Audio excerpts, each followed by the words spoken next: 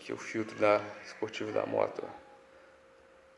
E esse filtro ele é maior assim, ó. Aí eu serrei aqui para ele caber no aspirador. Você passa a cegueta aqui, que ele é desse tamanho assim mais ou menos. Você reduz ele assim e veda com...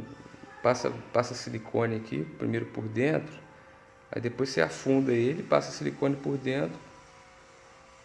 Espera secar e aí, ele não saiu mais não. Aí você aproveita só essa parte preta aqui em volta, ó. Aproveita essa parte preta e coloca o filtro. Já tem uns 3 anos que eu tenho, nunca troquei, só lavei. Aí ele continua entrando normal aqui e encaixa no aspirador lá.